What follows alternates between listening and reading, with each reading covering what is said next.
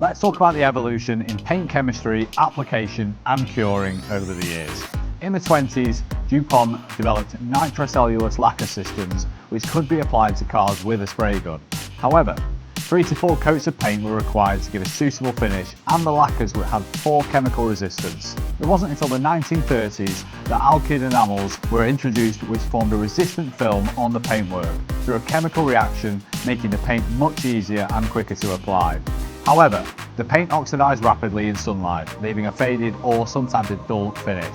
Fast forward to the 50s and paint was more durable, bright and metallic. Acrylic lacquer paint was popularised, made by mixing pigments with a solvent and a resin.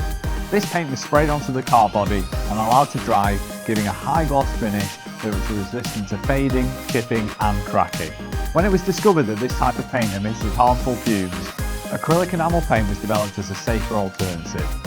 The 70s brought base coats and top coats into the fold, with UV inhibitors to protect the clear coat and pigments in the base coat from oxidation. Although more expensive, the two-layer system quickly became more widespread thanks to refinements in the material and processing technology to reduce costs. It wasn't until the 90s that new laws were introduced to control the amount of volatile organic compounds in automotive paint.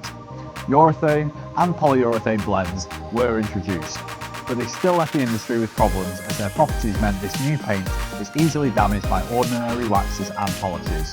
Now, eco-friendly paints aren't just better for the environment, they're some of the most durable coatings out there. The global low or zero VOC paint market is projected to hit $16 billion by 2031.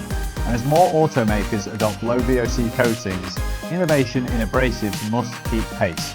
Unlike traditional paints, these coatings require longer prep time and more effort due to their unique chemical properties.